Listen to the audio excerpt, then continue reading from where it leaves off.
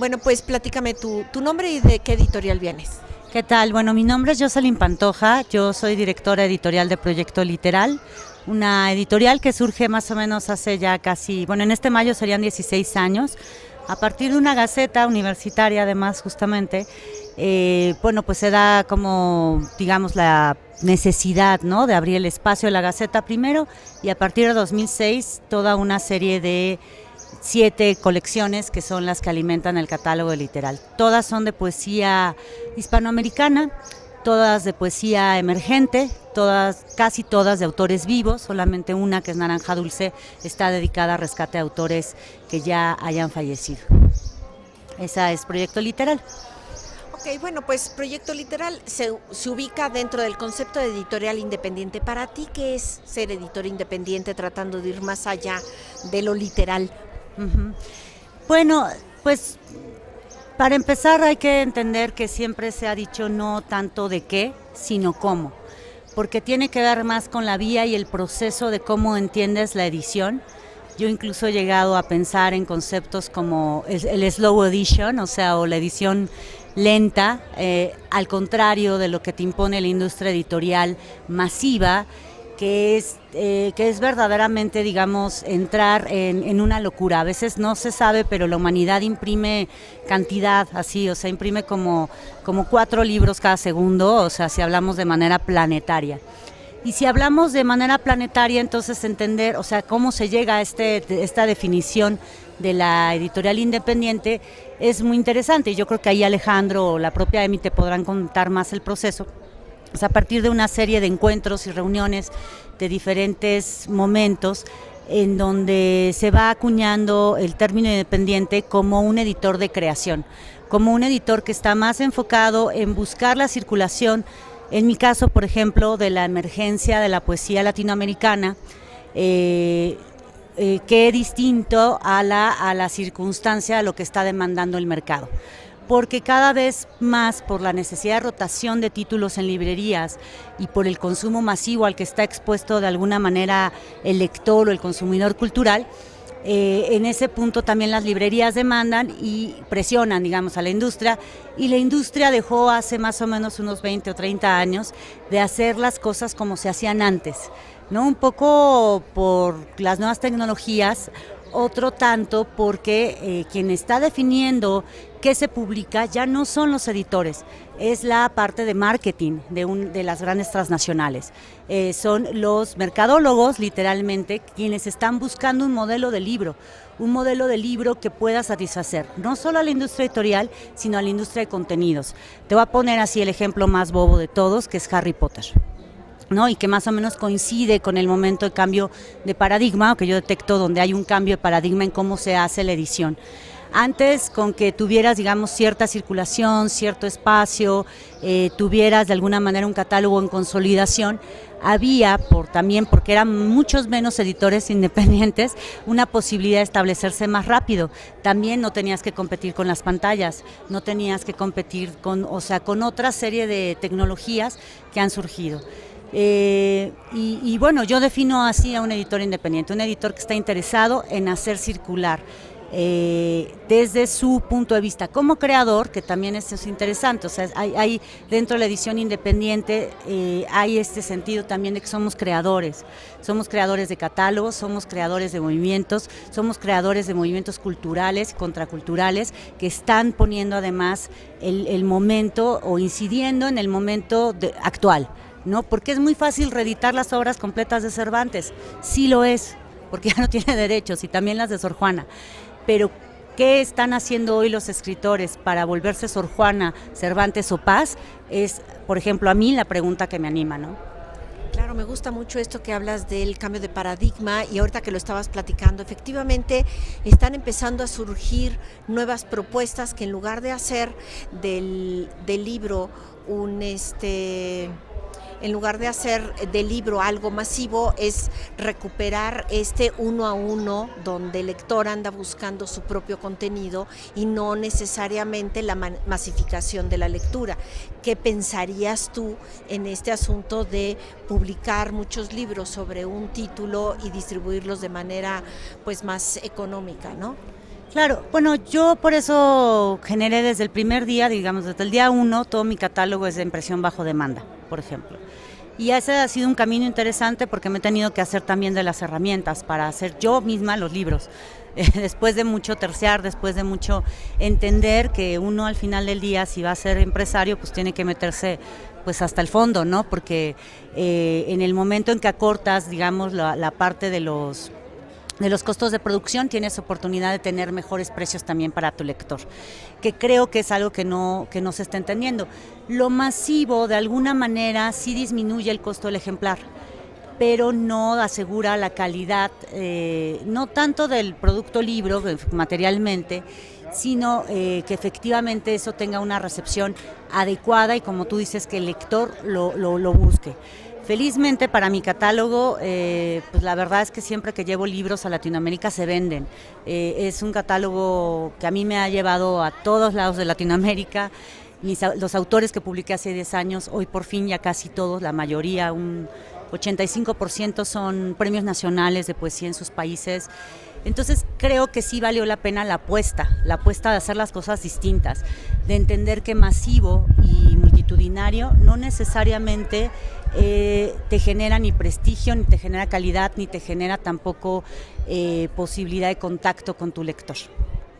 Bueno, rematar cuando tienes bajo demanda, ¿cómo surge esta posibilidad para ti del remate?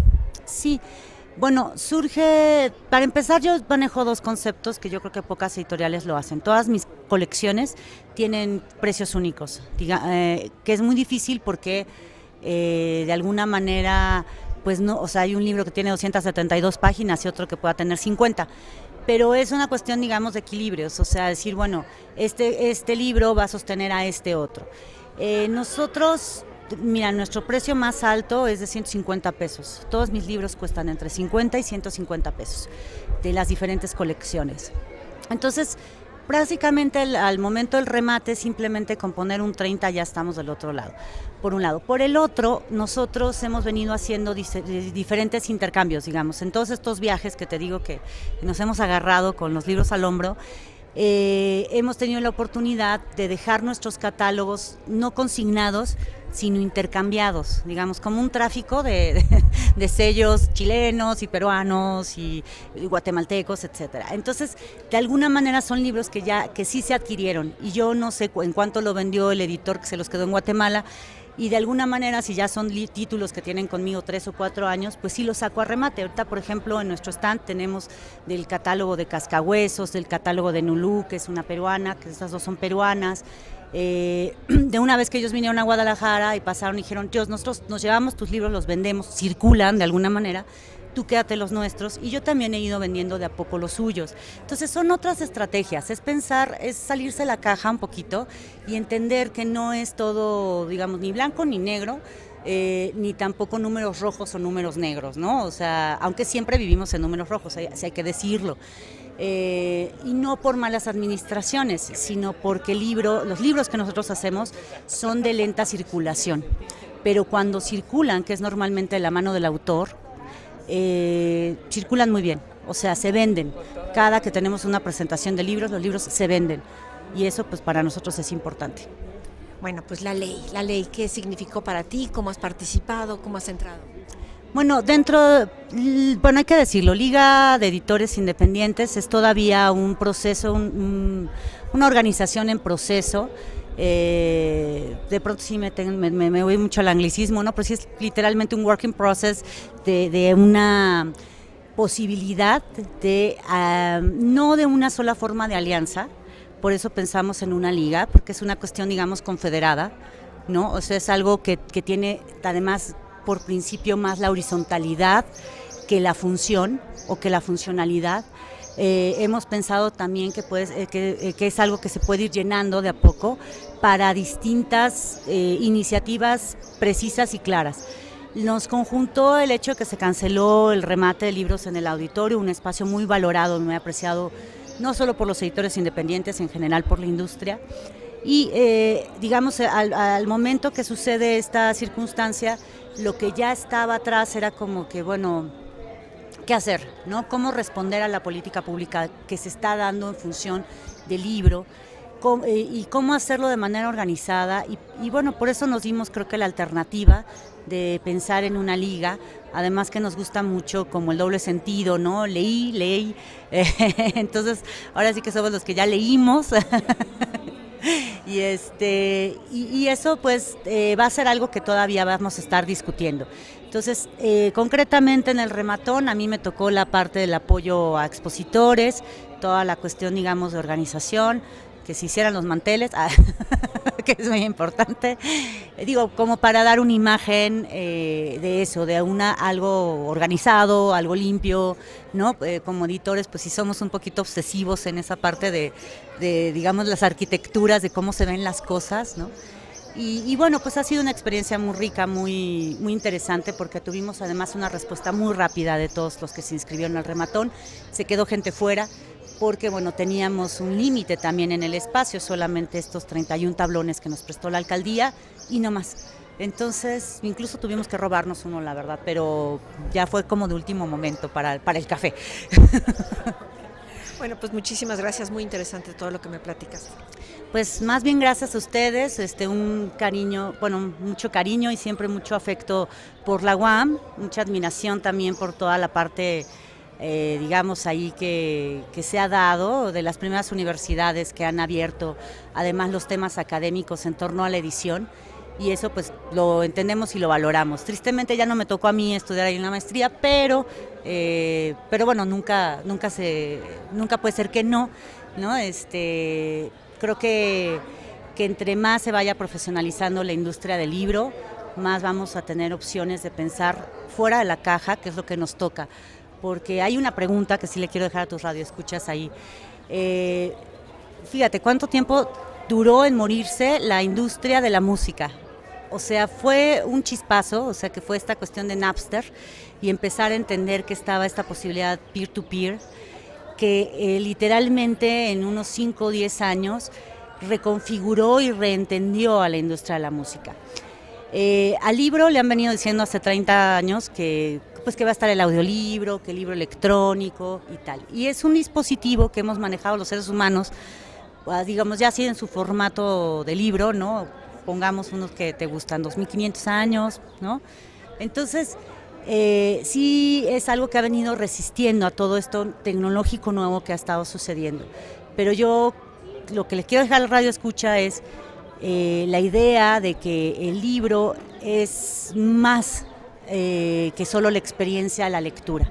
El libro es materialidad, el libro es tradición, el libro es la posibilidad del encuentro con otros momentos de la historia y así también es algo que te va a permitir siempre volver a sus páginas, ¿no? Entonces, pues que más que siempre estar pensando que sí, los dispositivos nos dan muchas posibilidades de lectura, piensen en que el libro los está esperando aquí en su forma en la que igual Sor Juana, igual Cervantes y Paz conocieron al libro, ¿no? Entonces, pues creo que es hay que pensar más también cómo contaminar y cómo revitalizar las posibilidades de la lectura y pues eso nada más se logra acercándose a los libros.